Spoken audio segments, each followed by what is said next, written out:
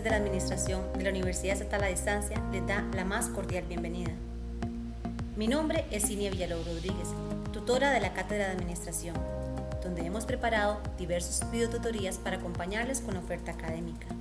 A continuación, veremos el resumen de los capítulos 1 y 2, tomadas del libro Administración 1. Iniciaremos con el concepto de administración. ¿Qué es la administración?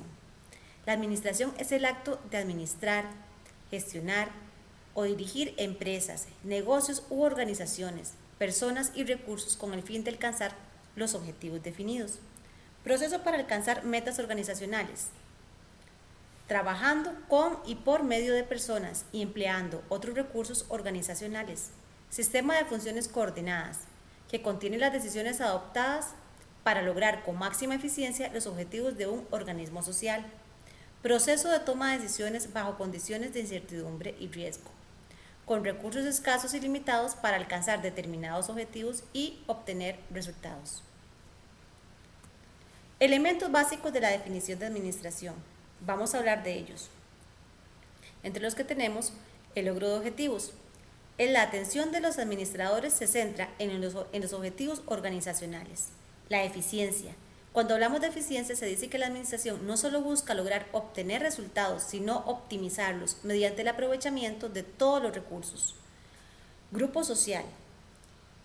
Para que la administración exista es necesario que siempre se dé dentro de un grupo social. Colaboración del esfuerzo ajeno. La administración aparece precisamente cuando es necesario lograr ciertos resultados a través de la colaboración de otras personas. Coordinación de recursos. Es combinar, sistematizar y analizar los diferentes recursos que intervienen en el logro de un fin común. En la administración lo que se trata es de coordinar. Universalidad. Se dice que la administración es universal, existe en cualquier grupo social y es susceptible de aplicarse lo mismo en una empresa industrial que en el ejército, un hospital, en un evento deportivo u otros. Valor instrumental. Lograr un fin, buscar obtener determinados resultados, dado que su finalidad es eminentemente práctica. Unidad temporal. Cuando hablamos de la unidad temporal se dice que es el proceso dinámico en el que todas sus partes existen de manera simultánea. Amplitud de ejercicio. Se aplica en todos los niveles de un organismo social. Especificidad. No puede confundirse con otras disciplinas. Aunque la administración se auxilie con otras ciencias y técnicas, tiene características propias que le proporcionan su carácter específico. Interdisciplinariedad. Es afín a todas las ciencias y técnicas relacionadas con la eficiencia en el trabajo. Y cuando hablamos de flexibilidad, los principios administrativos se adaptan a las necesidades propias de cada grupo social en el que se aplican. La rigidez en la administración es inoperante. Vamos a hablar de los propósitos de la administración. Cuando hablamos de los propósitos de la administración, hablamos de los recursos humanos, físicos, tecnológicos, financieros. Y se dice que el recurso humano es fundamental en toda organización. Recursos financieros, nos referimos no solo al dinero, sino a la capacidad potencial para obtener préstamos de dinero. Recursos físicos, incluyen, entre otros, terrenos, edificios, mobiliarios, equipos de oficina, entre otros. Los recursos tecnológicos, muy utilizados hoy en día, son los procesos relacionados tanto con la producción como con el uso o diseño del equipo, lo que permite sobrepasar las formas tradicionales de realizar determinadas actividades. Y vamos a ver, ¿cómo se clasifican los administradores? Se dice que los administradores se clasifican en 3 niveles. Administradores de primer nivel, lo vemos acá, que es la dirección y las operaciones generales son responsabilidad de los administradores de primer nivel, donde se ubican el presidente, vicepresidente ejecutivo y presidente divisional. Administradores de nivel medio pueden tener diversos títulos: jefe de departamento, agencia, obispo, líder de proyecto, gerente de planta, etc. Y los administradores de línea ocupan el nivel más bajo de la organización. Bueno, ¿Qué hacen los administradores? Muchas veces nos preguntamos esto. Los administradores tienen 5 funciones básicas, que es planear, organizar, dirigir, coordinar y controlar. ¿Y cómo se clasifican las empresas? Para que un administrador pueda realizar su trabajo eficientemente y eficazmente. Bueno, por su finalidad. Cuando hablamos de su finalidad, se dice, aquí se destacan 2 tipos de organizaciones, las cuales se dividen en empresas lucrativas y organizaciones no lucrativas. Entonces, las empresas lucrativas son creadas para producir bienes y servicios a cambio de un beneficio económico, además de estar atendidas por individuos que desean multiplicar su capital y con esto obtener ganancias o utilidades que se denominan dividendos. Las organizaciones no lucrativas sencillamente no persiguen fines de lucro, aunque sí manipulan recursos, pero no obtienen de estas utilidades. La finalidad de tales organizaciones es generalmente asistencial, educativa, cultural, intelectual, social o recreativa sin fines utilitarios. Existe por su campo de actividad. Cuando hablamos del campo de actividad, todas las organizaciones o empresas que persiguen un fin lucrativo se agrupan por su campo de actividad precisamente, que puede ser industrial, agrícola, comercial y de servicio, como lo vemos acá. Empresa privada, por el origen de su capital, y empresa pública. La empresa privada es una entidad económica, la cual se encuentra integrada por particulares que pueden ser accionistas, inversores privados o bien puede ser propiedad de una sola persona. Las organizaciones o empresas públicas son entidades que pertenecen de manera parcial o total al gobierno de un estado, creados mediante decretos presidenciales para la ejecución de múltiples actividades, pero su principal objetivo es satisfacer las necesidades para el bien común de los ciudadanos. Un ejemplo de el origen de su capital de una empresa pública son las universidades estatales de Costa Rica. Por su estructura legal, cuando hablamos de estructura legal, esas se clasifican en personería física y personería jurídica.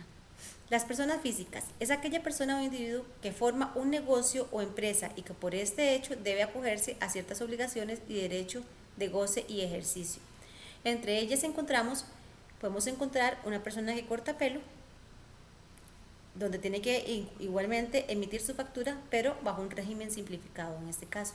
La persona jurídica es una persona ficticia o grupo de individuos que forman seres o colectivos, comúnmente llamados sociedades, y que persiguen fines lícitos y comunes.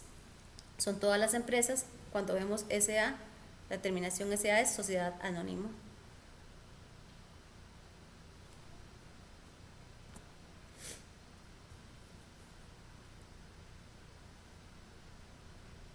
Vamos a hablar de Frederick Taylor y Henry Fayol. Para eso les traigo 2 videos. Frederick Taylor es padre de la administración científica. El video nos va a hablar un poco de los tiempos y movimientos.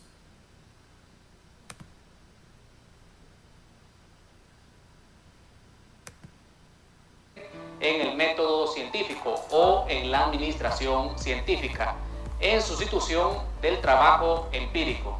Así que hoy en Yo Empresa hablaremos entonces del padre de la administración científica, Frederick Taylor.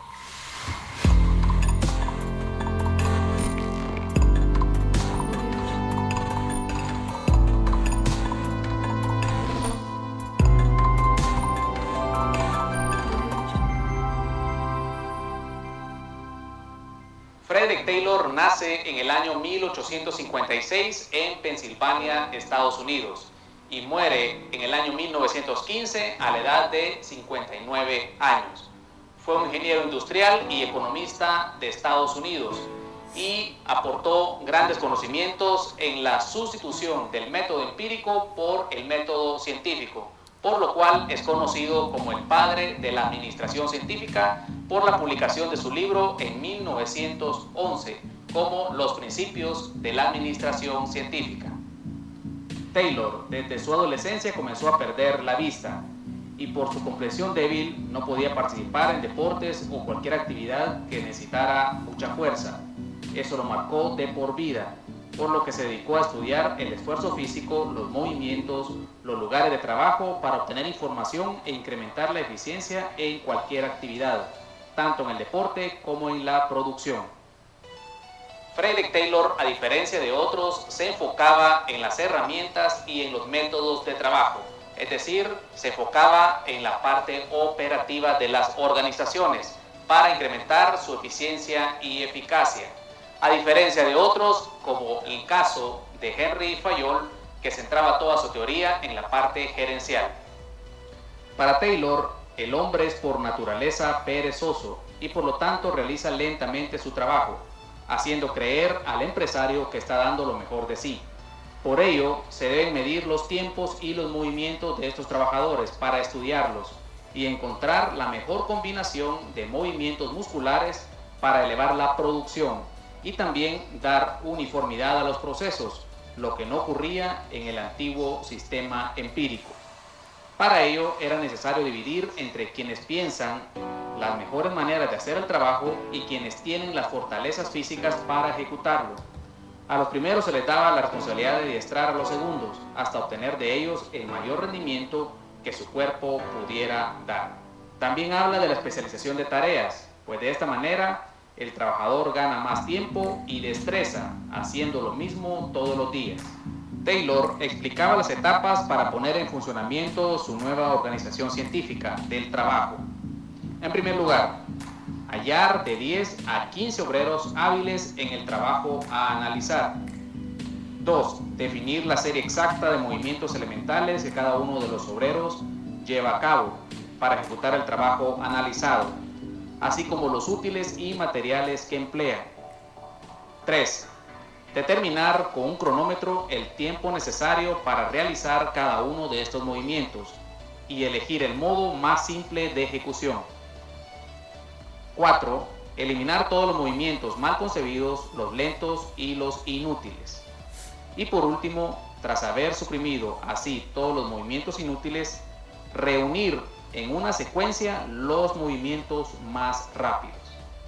Uno de los grandes aportes de Frederick Taylor se dio en la empresa de acero, donde él observaba que cada trabajador en promedio diario transportaba cerca de 12.5 toneladas de lingotes de acero. Él consideraba que se podía incrementar hasta 48 toneladas diarias a través del método científico. Para ello, Frederick Taylor eligió a un trabajador con las condiciones físicas adecuadas, una persona fuerte y con ambición de querer ganar mucho más. En ese tiempo, pues un trabajador ganaba $1.15 al día y Taylor le ofreció a esta persona ganar $1.85 si hacía todo lo que se le dijese. Esta persona fue un holandés conocido como Schmidt. Esta persona se le dijo que tenía que levantar los lingotes doblando o flexionando las rodillas. También se le dijo que tenía que levantarlos con las piernas rectas. También se le dijo que se iba a medir el tiempo o la velocidad en que lo hacía, los movimientos, así como los periodos de descanso.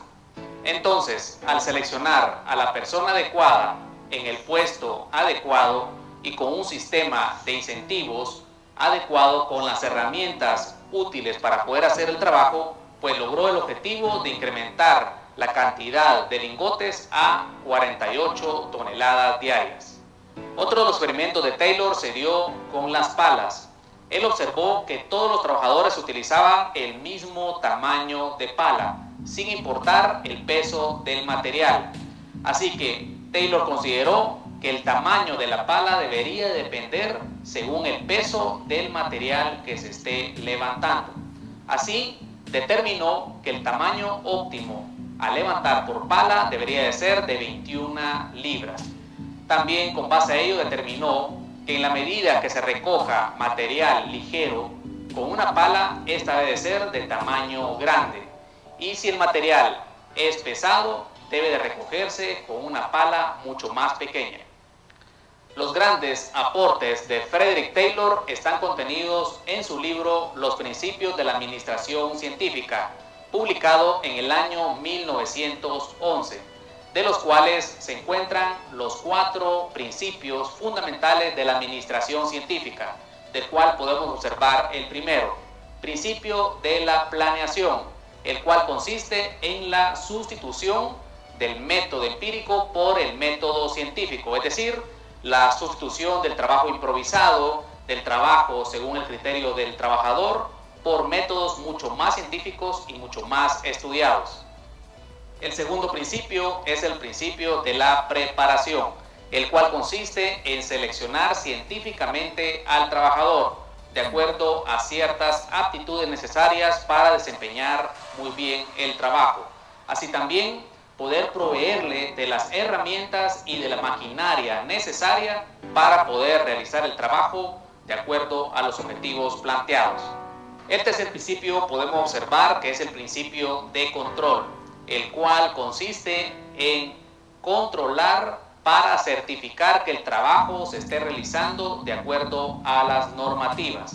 Y por último, el principio de la ejecución, el cual consiste en distribuir adecuadamente las funciones y las responsabilidades de cada trabajador para realizar pues la labor de forma disciplinada. Entonces, podríamos resumir todos los aportes de Frederick Taylor como el padre de la administración científica en 5 puntos importantes. En primer lugar, él contribuyó a la creación del fundamento de la organización racional del trabajo. En segundo lugar, la administración científica en sustitución del método empírico. En tercer lugar, la selección adecuada y científica del recurso humano. En cuarto lugar, la introducción de sistemas de incentivo adecuados para incrementar la motivación y la productividad de los trabajadores. Y en último lugar, pues los trabajos estandarizados. A partir de ahí, los trabajos se convirtieron en mecánicos y repetitivos. Pues bien amigos, estos fueron los grandes aportes de Frederick Taylor, considerado como el padre de la administración científica. Sus principios actualmente son de gran importancia en los talleres o en los trabajos operativos. Bueno, ahora después de hablarle de Frederick Taylor con este pequeño video, vamos a hablar de Henry Fayol, quien establece la estructura de la organización. Planear, organizar, dirigir, controlar y controlar. Es el padre de la administración moderna.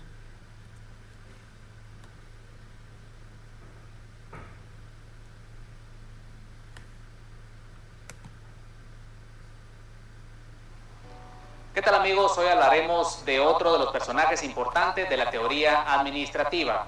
Hablaremos de Henry Fayol, considerado como uno de los principales exponentes del enfoque clásico de la administración, considerado como el padre de la administración moderna. Dentro de sus principales aportes se encuentra la demostración de la universalidad de la administración en las organizaciones, como la familia, como las empresas, como el gobierno. Donde hay una organización debe existir una buena administración. También es conocido por sus 14 principios de la administración, los cuales son de gran aplicación actualmente en muchas empresas. Además, dentro de sus aportes también se encuentran la división en áreas funcionales, tales como el área operativa o técnica, el área comercial o el área de finanzas. También podemos mencionar dentro de sus aportes el primer modelo del proceso administrativo, el cual incluye la planeación, la dirección y el control. Así que hoy en Yo Empresa vamos a hablar acerca de este gran personaje de Henry Fayol.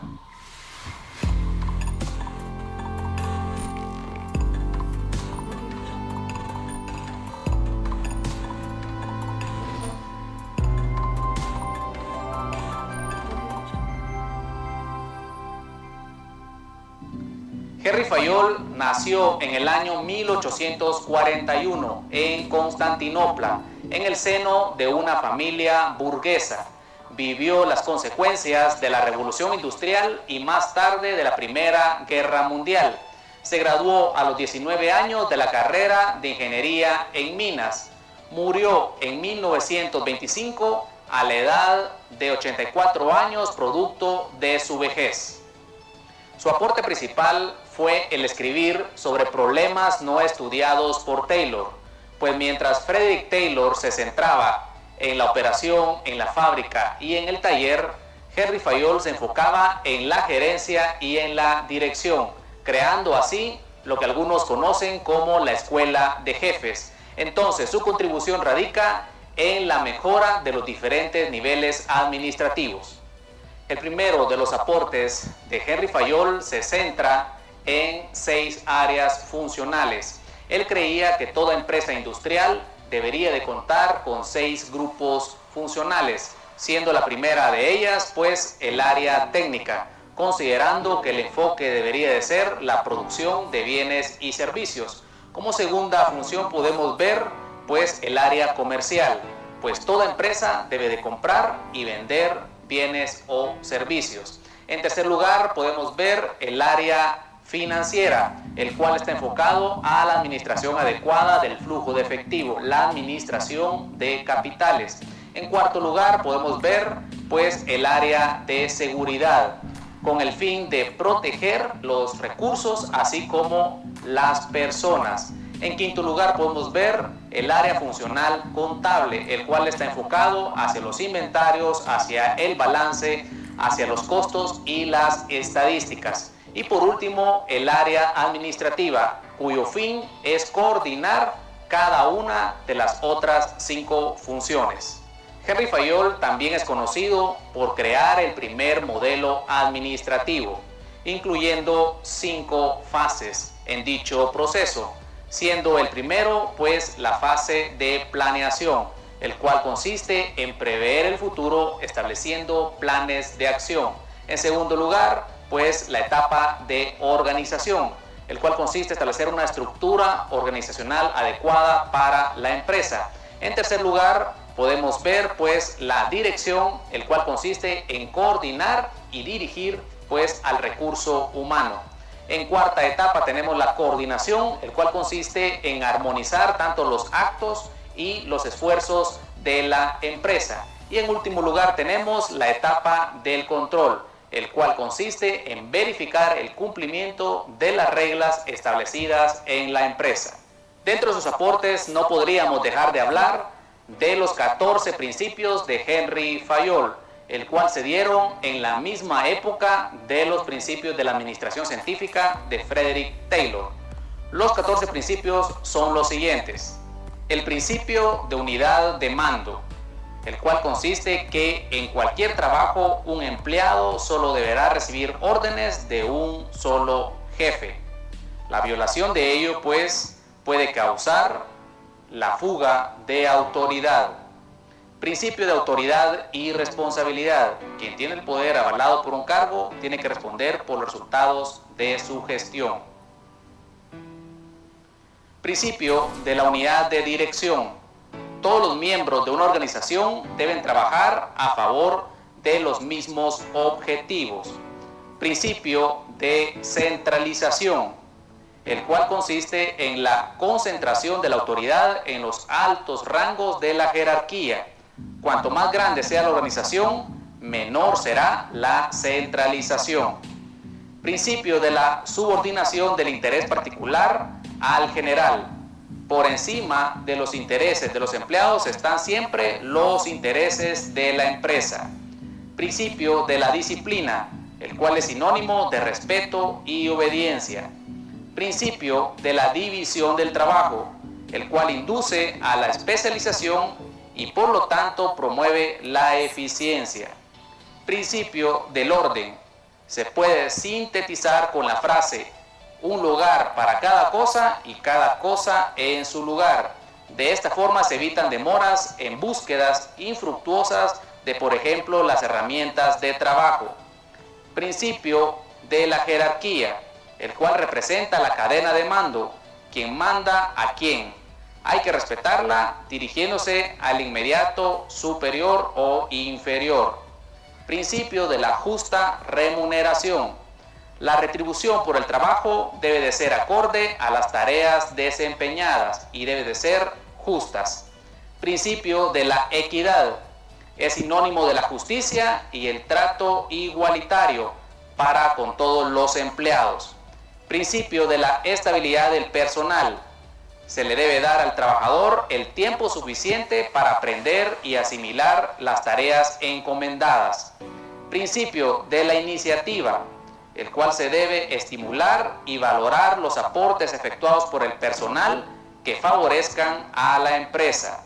Y por último, el principio del trabajo en equipo, el cual se refiere a la armonía en los vínculos para que el ambiente laboral sea agradable. Henry Fayol establece que cualquier actividad debe de estar basada en la administración y que por lo tanto los estudios administrativos deben de darse desde la primaria. Los grandes aportes de Henry Fayol han sido de suma importancia para la administración de la empresa, desde los 14 principios hasta las áreas funcionales de cada una de las organizaciones, así como el proceso administrativo. Henry Fayol recibió como crítica que sus aportes fueron basados en la teoría más que en la práctica. Así que amigos, esta es la vida de Henry Fayol, conocido como uno de los padres de la administración. Y en ese sentido estamos hablando de la administración moderna.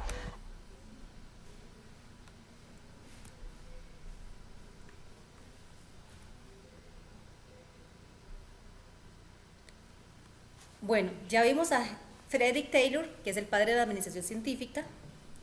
Vimos a Henry Fayol, que es el padre de la administración moderna y quien establece la estructura de la organización. Elton Mayo, por su parte, concluye que el comportamiento y las actitudes de la gente están muy relacionadas. Los factores grupales afectan de manera significativa el comportamiento individual. Los estándares grupales establecen productividad individual de cada trabajador. El dinero es un factor menor en la determinación de la productividad comparado con los estándares y actitudes grupales y la seguridad.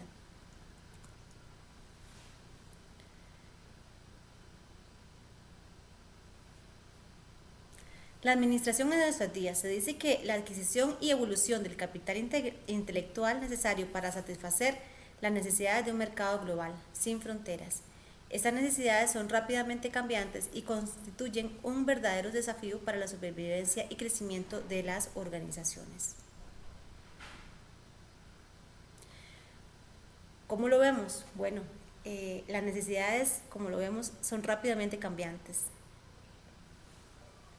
Hoy podemos tener una vida completamente normal, pero al siguiente día podemos tener algo que afecte a nivel mundial, inclusive como lo es el efecto de la pandemia, el COVID-19. Precisamente porque las necesidades son cambiantes y las empresas necesitan adaptarse y para poder sobrevivir, para poder crecer, para poder subsistir, para poder cambiar, necesitan esa mentalidad de cambio, esa administración en nuestros días, en nuestros tiempos, las tutorías virtuales, reuniones virtuales, trabajo en casa, en fin, el cambio, un cambio de mentalidad en un mundo contemporáneo, un cambio de rápido hacia los entornos, hacia el entorno. Ética y responsabilidad social. Cuando hablamos de ética y responsabilidad social, dice que el estudio de la ética en la administración puede analizarse desde diferentes perspectivas. Desde ver la ética como un catalizador para que los administradores realicen acciones socialmente responsables. La presión en aras de una conducta ética socialmente responsable está de moda y las organizaciones y sus dirigentes están respondiendo. Y eso es importante. ¿Por qué? Porque la responsabilidad social empresarial, la responsabilidad social universitaria, la responsabilidad social están demostrando que la conducta ética, las organizaciones y los dirigentes están respondiendo de una forma satisfactoria, pero necesitamos más, necesitamos responder aún mejor a esa ética, a esa responsabilidad social, al medio ambiente, por ejemplo, a lo que mueve la economía, la sustentabilidad, la característica, la generación del valor. ¿Qué tiene valor en nuestra época? Una mejor alimentación, la parte ambiental, dónde desechamos las mascarillas, dónde desechamos los guantes, saber el uso correcto de lo que hacemos en las empresas, en la economía, en la parte social.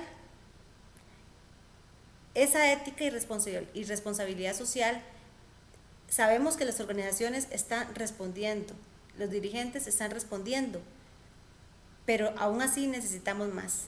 Necesitamos una asertividad más favorable todavía dentro de todo ese ámbito empresarial, ámbito desde nuestros hogares inclusive. Vamos a hablar el segundo capítulo, que es la planeación.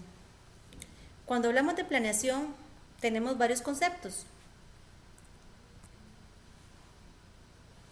Dice que la planeación precede a las demás etapas del proceso administrativo, ya que implica la toma de decisiones más adecuadas acerca de lo que se habrá de realizar en el futuro. Constituye esa primera etapa del proceso administrativo, función donde se establecen los lineamientos superiores de la organización en políticas, reglas, normas u otros documentos, las metas, objetivos, las estrategias, los planes y actividades o los proyectos a realizar. Establece las bases para determinar el riesgo y minimizarlo. La eficiencia en la ejecución depende en gran parte de una adecuada planeación y los buenos resultados no se logran por sí mismos. Es necesario establecerlos con anticipación. El primer paso para un buen proceso de planeación estriba en seleccionar algunos objetivos útiles. Elementos claves de la planeación: objetivos, actividades que se proponen realizar, estrategias, cómo alcanzar los objetivos, metas, los alcances que se pretenden en la organización, realizar los planes, programa que establece cómo se llevará a cabo lo que se pretende. Más adelante hablaremos de todos estos elementos claves de la planeación. Y por último, las actividades, que son las acciones, proyectos, labores a realizar para alcanzar los objetivos. Vamos a hablar de los planes. Los planes dicen que son las acciones específicas propuestas para ayudar a la organización al logro de sus metas. Y es el propósito de la planeación, precisamente. El propósito fundamental se refiere a las condiciones que rodean un curso de acción propuesto, de suerte que el riesgo sea conocido y fijado como una probabilidad. La planeación no elimina el riesgo, pero provee las bases para determinar el grado de riesgos en términos más precisos. Sin planes no se puede realizar las demás funciones de la administración. No vamos a eliminar el riesgo con hacer la mejor de las planificaciones. El riesgo siempre va a estar latente, pero debemos ser proactivos a la hora de enfrentarnos a ese cambio. ¿Y por qué es importante la planeación? Precisamente porque atisba el futuro, anticipando el posible derroteo de los acontecimientos, con el propósito de delinear el desarrollo de nuestras acciones futuras. Es la herramienta que ayuda a los administradores a adquirir nuevas aptitudes para encarar los negocios del mañana. Existen los principios de la planeación y vamos a hablar de la factibilidad. Cuando hablamos de la factibilidad se dice que los planes deben ser realizables. Es inoperante proyectar objetivos demasiado ambiciosos u optimistas que resulten imposibles de alcanzar. Las previsiones deben ser congruentes con la realidad y las condiciones objetivas que actúen en el ambiente. Objetividad y cuantificación. Cuando se hacen planes es necesario basarse en datos reales, razonamientos precisos y exactos. Es necesario emplear técnicas estadísticas, estudios de mercado, factibilidad, cálculos de probabilidades, modelos matemáticos, datos numéricos. De esta manera se podrá reducir al mínimo los riesgos. Flexibilidad. Cuando hablamos de flexibilidad se dice que al planear es conveniente establecer márgenes de holgura que permitan afrontar situaciones imprevistas y que proporcionen nuevos cursos de acción que se ajusten fácilmente a las condiciones. Cambios de estrategias. Respecto al cambio de estrategias, cuando un plan se extiende en relación con el tiempo, o sea, largo plazo, será necesario rehacerlo completamente.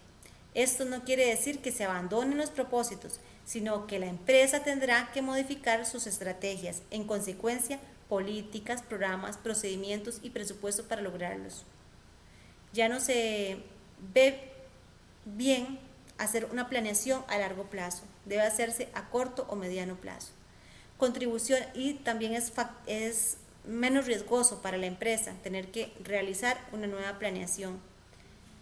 sobre todo en los tiempos actuales. Pero en todo tiempo es importante realizar una planeación acorde con las necesidades de la empresa.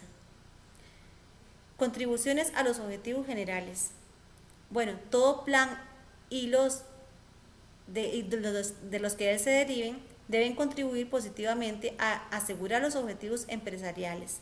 Todos los planes específicos de la empresa deben integrarse a un plan general y dirigirse al logro de los propósitos y objetivos generales, de tal manera que sean consistentes y anónimos.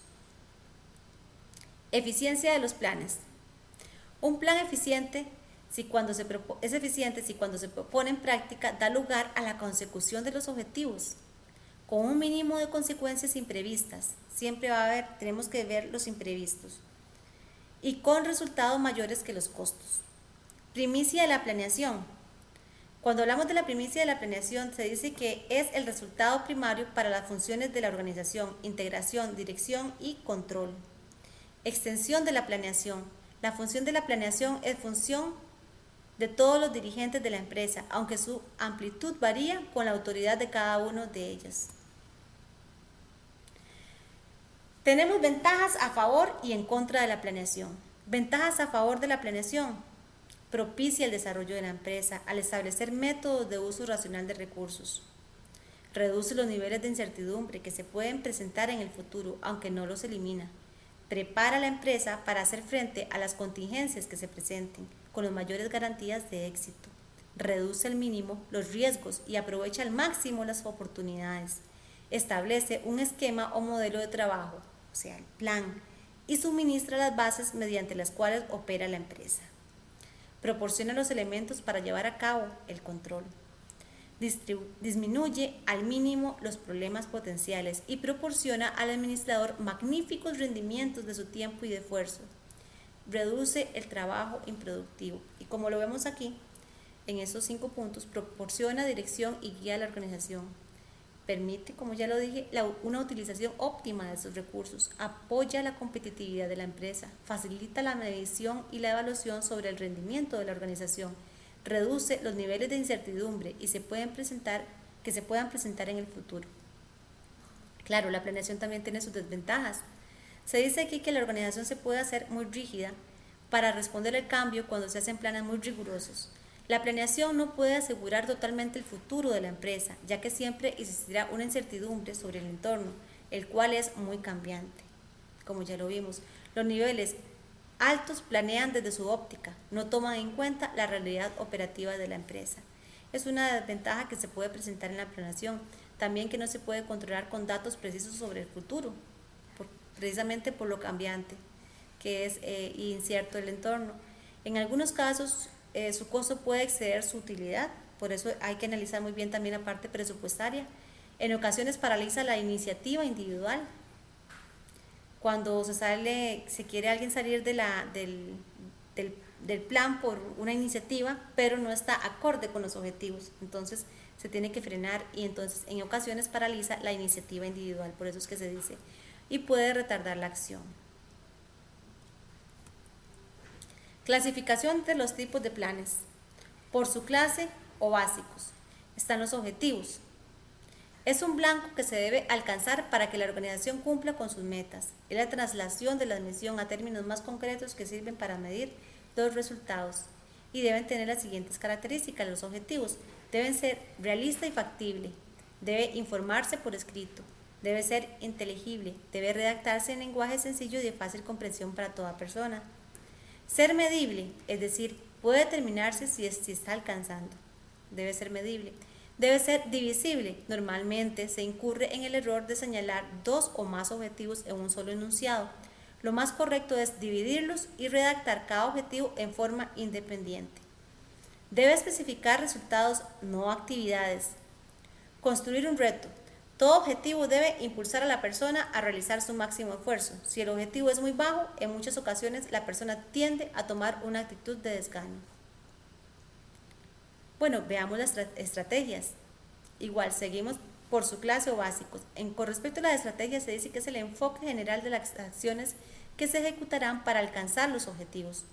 La estrategia son cursos de acción con que la organización llegará a cumplir su propósito, su misión, su visión, sus objetivos, sus planes establecidos, con el fin de que se subsista en el mercado al que pertenece y además sea competitiva y atractiva para sus clientes. Políticas son las declaraciones amplias y generales de acciones esperadas que sirven como guía para la toma de decisiones administrativas o para superar las acciones de los subordinados. Son planes en el sentido que son declaraciones o interpretaciones generales que guían o encauzan el pensamiento de la toma de decisiones, ayudan a evitar la lentitud, defectos y sobre todo la pérdida de tiempo en las principales actividades y procesos de la organización. Cuando hablamos también de procedimientos, se dice que son los planes que se describen detalladamente la secuencia de los pasos que se deben seguirse para ejecutar ciertas actividades de la manera más eficiente. Programa. Los principales programas se encuentran bajo distintas formas: investigación, ampliación de ventas, inventarios, requisitos de producción y necesidades financieras. Presupuestos. Es el instrumento de planeación fundamental, como les dije en la diapositiva anterior. Es fundamental que muchas organizaciones, dado que obliga a la compañía a realizar por anticipado una recopilación numérica de flujo de efectivo, gastos e ingresos, desembolsos de capital, utilización del trabajo o de horas máquinas esperado. Es necesario para el control, pero no puede servir como estándar de control a menos que refleje los planes.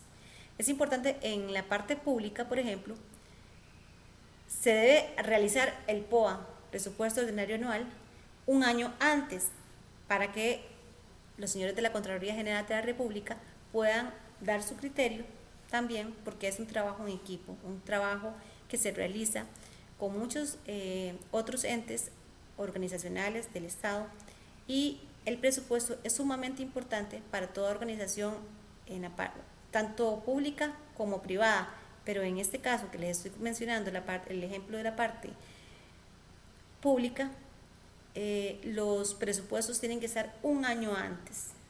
Ahora bien, las empresas privadas también tienen su presupuesto, se organizan de forma diferente, pueden tenerlo previsto un año antes también, 6 meses antes. Eso va a variar, depende de los objetivos de la empresa también y de los planes que tengan.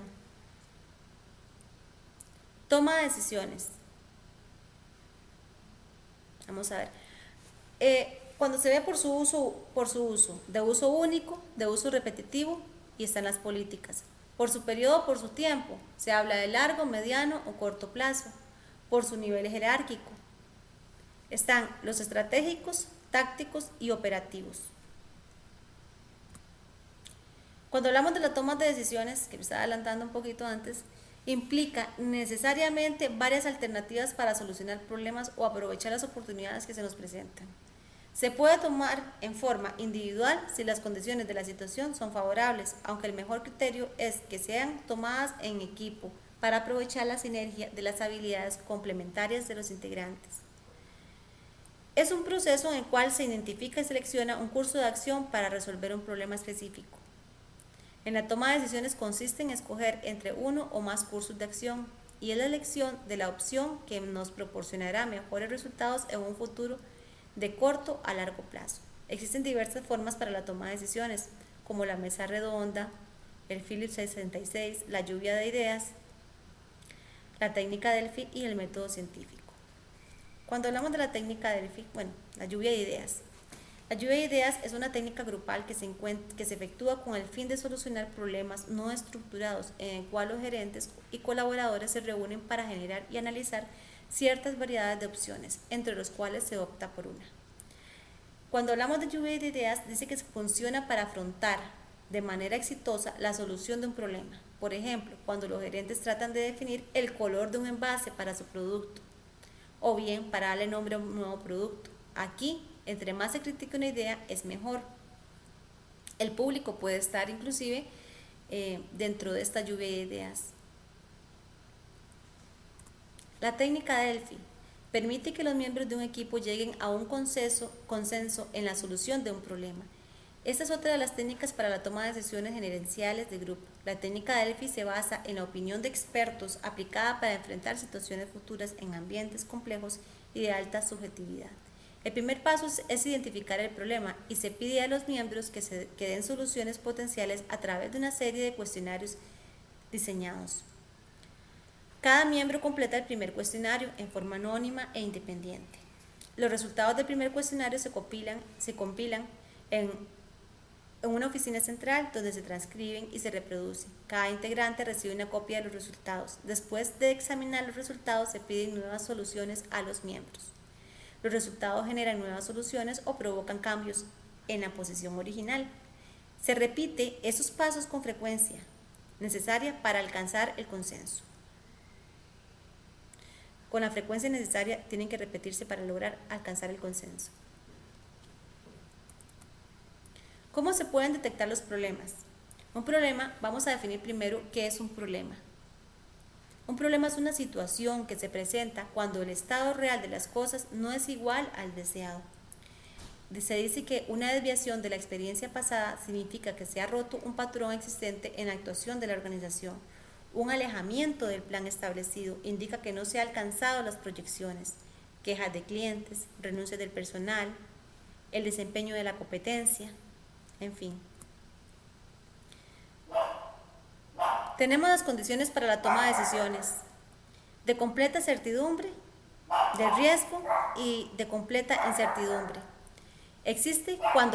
De completa incertidumbre se dice que existe cuando quienes toman las decisiones saben exactamente cuáles serán los resultados de implementar una alternativa. De riesgo consiste en que quienes toman las decisiones tienen apenas suficiente información sobre el resultado de cada opción para estimar cuán probable será el resultado.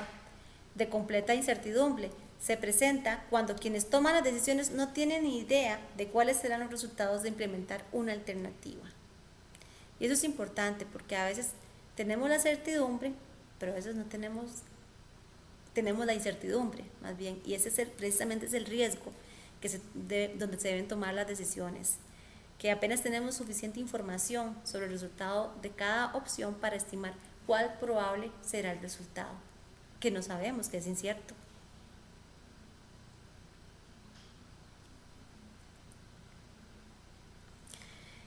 Cuando hablamos del problema,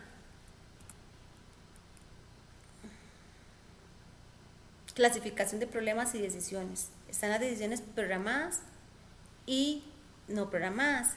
Se dice que las decisiones programadas o rutinarias se toman de acuerdo con las políticas de las situaciones recurrentes.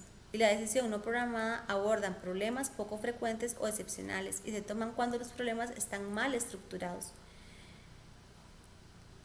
Ahora, con la diapositiva decimos: con las decisiones programadas se repite con frecuencia y se aborda de manera rutinaria. Estas dan respuestas a problemas estructurados, que son problemas relativamente sencillos y fáciles de resolver, ya que han sido conocidos y atendidos con anterioridad.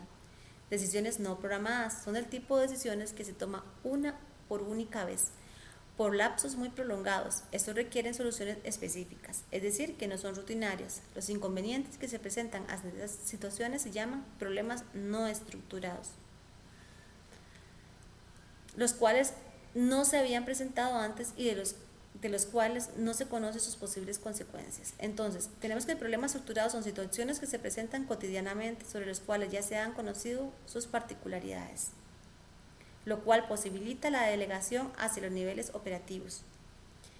Y cuando tenemos los problemas no estructurados son aquellos de naturaleza eventual, que no se habían presentado con anterioridad y de los cuales se desconocen sus variables y posibles repercusiones. Información relevante. El significado de relevancia es que la decisión se basa en los efectos de cada alternativa sobre el desempeño futuro. La clave hará la diferencia en la elección es la información relevante, que consiste en los costos e ingresos futuros que diferirán con cada alternativa.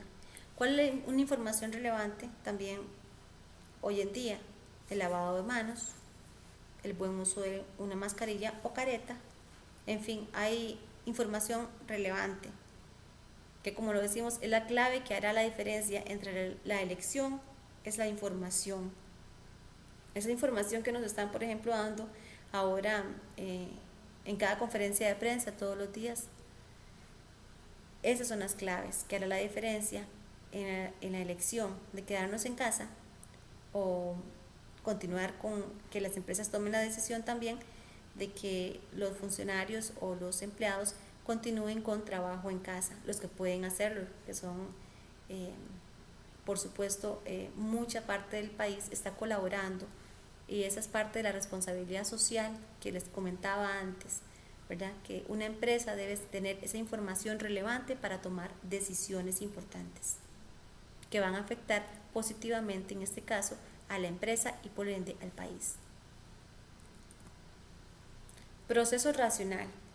La toma de decisiones se puede realizar siguiendo un método científico que comprende la fijación de una meta, la definición de un problema, la recopilación de información, la identificación de alternativas, su evaluación, la elección de una de ellas, su implantación, vigilancia y realimentación para que se cumpla el objetivo.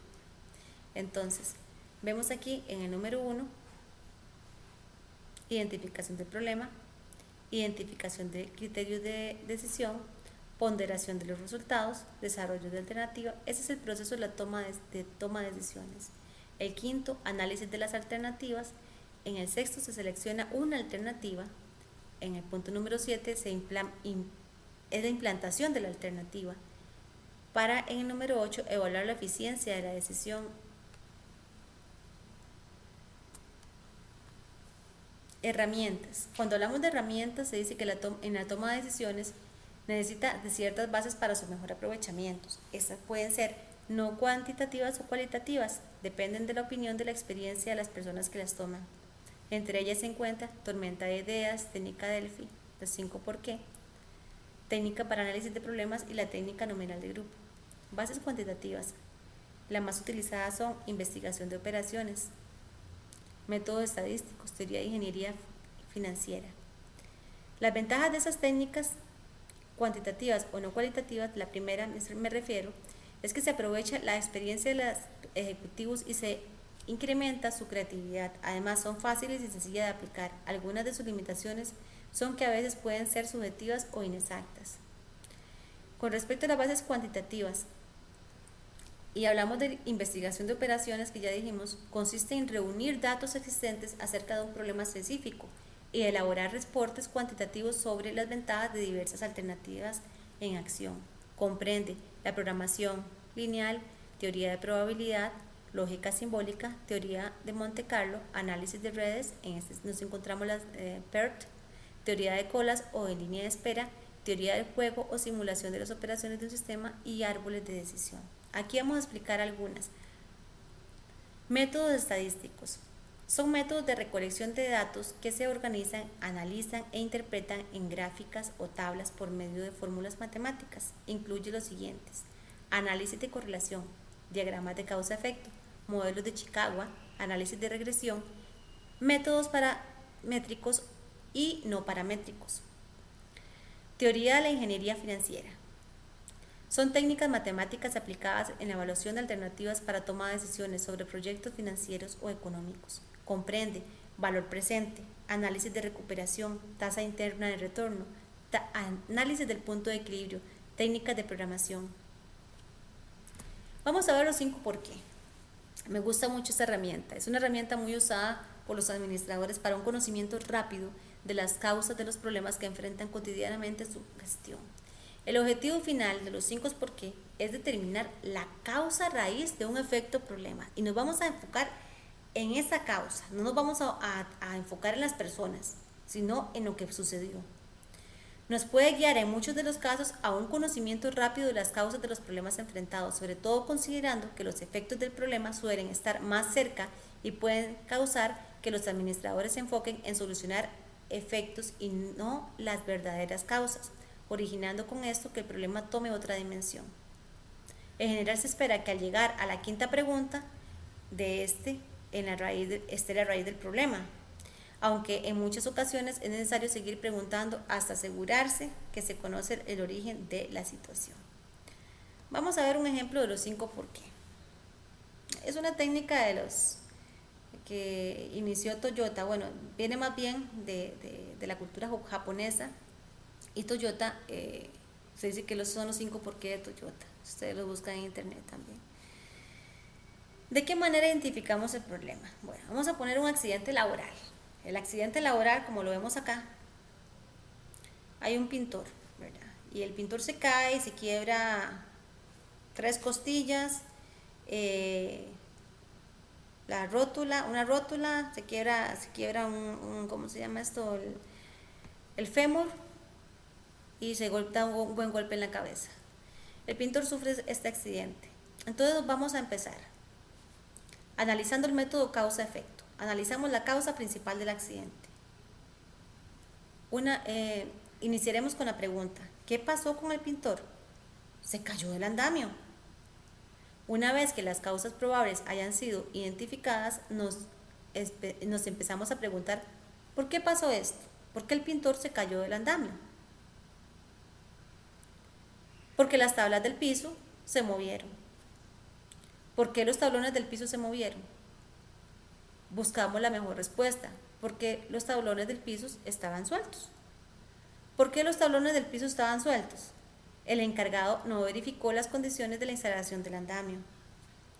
Aquí no vamos a buscar nombres, como dije antes, vamos a buscar vamos a hacer el análisis de la situación para buscarle una solución, para buscar la raíz del problema y poder darle una solución adecuada.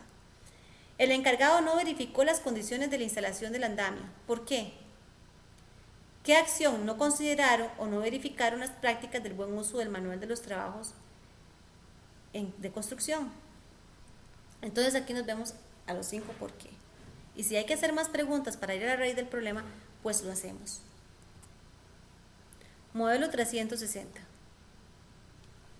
El modelo 360 es un método muy utilizado en la toma de decisiones también, porque permite una evaluación del desempeño integral de las personas, dado que incorpora para su ponderación las calificaciones del jefe inmediato para sus pares de los usuarios o clientes internos, además de una autoevaluación. Aquí vemos cómo interactúan tanto los colegas, los subordinados, los clientes y por supuesto el jefe inmediato y el evaluado. Tormenta de ideas. El líder de un equipo, en la tormenta de ideas, el líder de un equipo de 6 a 12 personas expone un problema. Bien, ¿qué está pasando en la empresa? Para que los miembros evalúen cuántas alternativas puedan dar en un periodo dado. No se permite críticas y todas las alternativas se registran para su discusión y análisis. Incluso se evalúan las alternativas más ridículas que nos puedan parecer, pues eso estimula a pensar en lo poco común también. Entre más se critican las ideas es mejor, y en esto consiste la tormenta de ideas. Técnica nominal de grupo. La técnica nominal de grupo, la técnica de toma de decisiones en la cual quienes integran el grupo redactan sus ideas y soluciones, luego las leen al grupo y por último analizan y clasifican en conjunto todas las alternativas presentadas. Hoy en día, esa técnica puede llevarse a cabo por medio de una junta electrónica, donde los integrantes están vinculados mediante dispositivos digitales. 5W. Técnica para el análisis de problemas. Al inicio de cualquier tipo de plan o de la ejecución de cualquier herramienta de planeación, debe quedarle perfectamente claro al administrador las respuestas planteando las siguientes 7 preguntas. ¿Qué? ¿Cuándo? ¿Dónde? ¿Quién? ¿Cuántos? ¿Y por qué? Y para eso le tengo un pequeñito video donde les voy a mostrar esa técnica.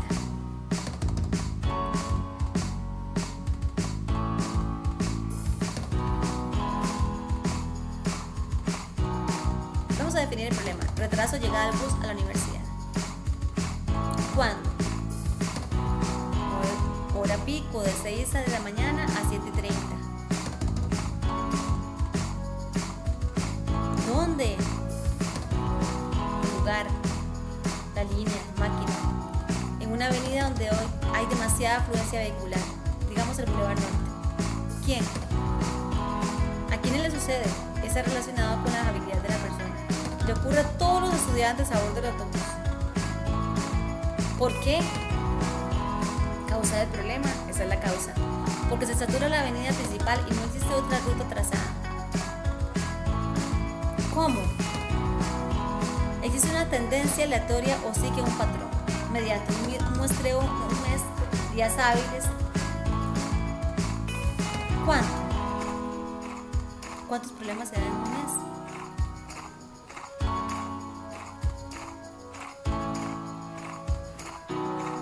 Ahí vamos el análisis. ¿Qué días se dan dentro del mes que analizamos? Y vemos las conclusiones. Para llegar a tiempo clase, cambiar de ruta, un mejor consumo de gasolina, es lo que nos puede proporcionar esa técnica con este ejemplo.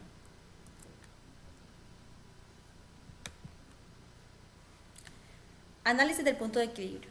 Se dice que es la técnica que identifica el punto en el cual el ingreso total es justamente necesario para cubrir el total del costo. Es un equilibrio, un balance. Es una fórmula sencilla, pero de gran valor porque indica la reacción de ingresos, costos y ganancias. Entonces tenemos que el punto de equilibrio es igual a costos fijos totales entre precio por unidad menos el costo variable por unidad. Esa es una fórmula muy sencilla, pero muy valiosa para el análisis del punto de equilibrio. Técnicas de programación. Cuando hablamos de técnicas de programación, estamos hablando de la calendarización. Se entiende como la asignación de diversas actividades que deben ser cumplidas en un intervalo de tiempo para el logro de resultados. Un programa es un esquema donde se establece la secuencia de actividades que se han de realizar para alcanzar determinados objetivos y el tiempo requerido para efectuar cada una de sus partes y todos aquellos eventos involucrados en su consecución. Esta convierte las actividades en un programa de trabajo con el fin de alcanzar diversas metas u objetivos, es decir, requiere de acciones puntuales incorporadas en un calendario. De aquí que la programación es conocida también como calendarización. Para elaborar un programa es necesario seguir los pasos que se listan. 1. Identificar y determinar las actividades que comprende el proyecto. 2. Ordenar cronológicamente la realización de las actividades. 3. Interrelacionar las actividades, es decir, determinar qué actividad debe realizarse antes de otra, qué otras se dan simultáneamente y por último, qué actividades deben efectuarse después y asignar a cada actividad la unidad de tiempo de su duración, así como recursos necesarios que se van a requerir para que la programación sea un éxito. En la programación de un proyecto se debe decidir en el orden, precisamente es lo que les estaba mencionando hace un momento. Vamos a hablar de la gráfica de Gantt. Cuando hablamos de la gráfica de Gantt, dice que es la técnica que se puede graficar utilizando otras herramientas de programación, como la de Gantt o la de BERT. En este caso, la de Gantt, que se desarrolló en el siglo XX por Henry Gantt, la gráfica es una matriz cuyos ejes verticales, ¿verdad? Los ejes verticales, aquí los vemos, muestran las actividades que se deben ejecutar y los ejes horizontales, el paso del tiempo que requiere cada actividad. En este caso lo vemos acá. Si fuesen meses, tendríamos a 2 años, porque tenemos 24 meses. Pueden ser semanas, pueden ser meses, pueden ser años, dependiendo como la organización, lo que requiere cada organización.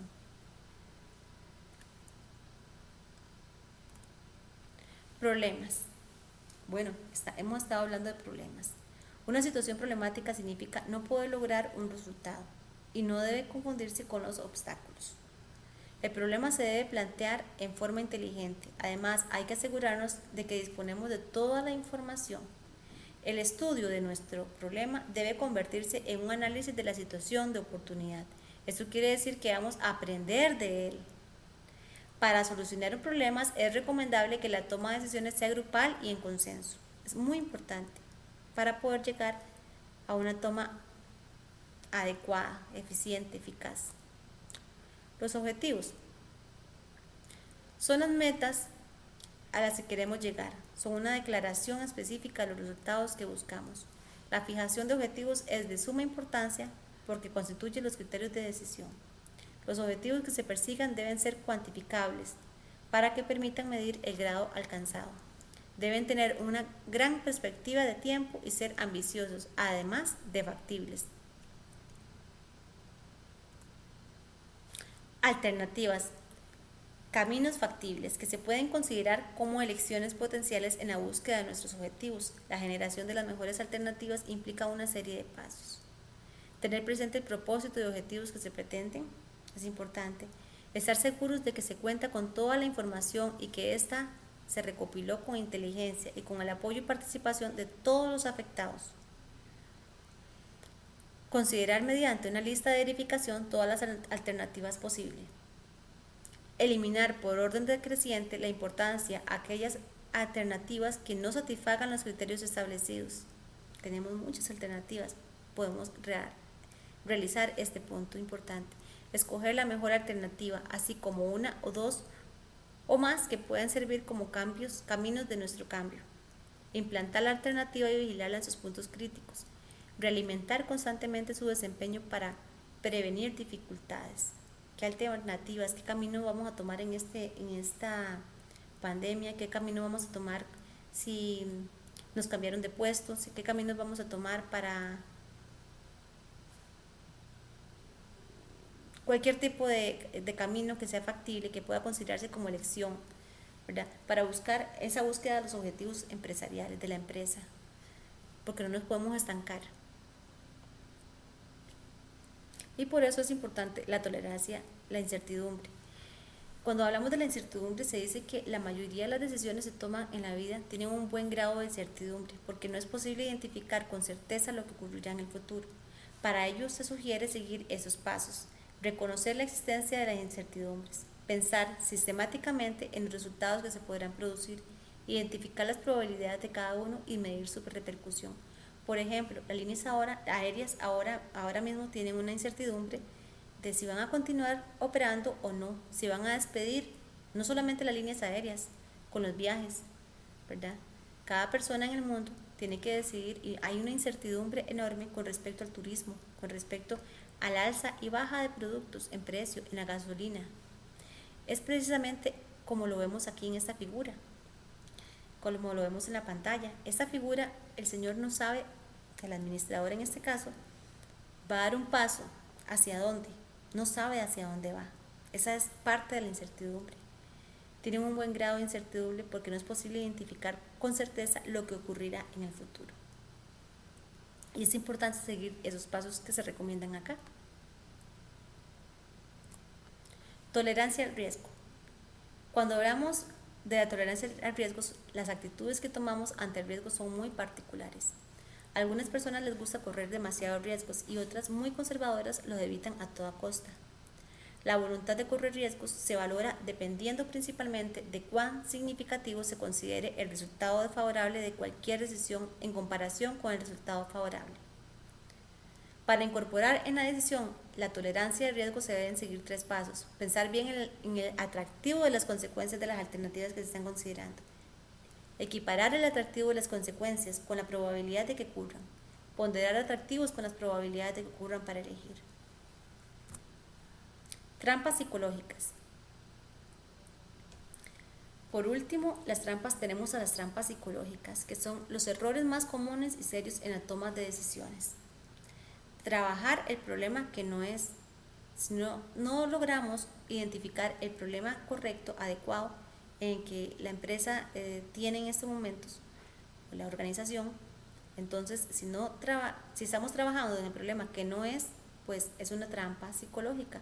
No identificar bien los objetivos claves, no desarrollar una serie de buenas alternativas, pasar por alto consecuencias cruciales de sus alternativas, prestar atención inadecuada a las transacciones, no hacer caso de la incertidumbre, no tener en cuenta, es importante, no hacer caso de la incertidumbre, mucho más en estos tiempos, en cualquier tiempo. La incertidumbre, la experiencia nos los enseñó. Hoy por hoy debemos hacer caso a la incertidumbre, no tener en cuenta su tolerancia al riesgo, no planear por anticipado cuando las decisiones están vinculadas en el tiempo. Eso se refiere a corto, mediano y largo plazo. Si no se ha planeado anticipadamente esto, podría ser una trampa psicológica que nos puede llevar a tomar decisiones inadecuadas y por ende a tomar malas decisiones para el futuro de la empresa. Bueno, hasta aquí llegó mi presentación. Espero que les haya servido de utilidad. El libro tiene mucho más información y la Universidad Estatal a Distancia espera que ustedes se encuentren muy bien, sus familiares, su vida, y que eso haya sido de provecho para su quehacer universitario, para sus proyectos en la universidad, y puedan avanzar en una buena toma de decisiones y por supuesto una toma de decisión académica importante. Muchas gracias.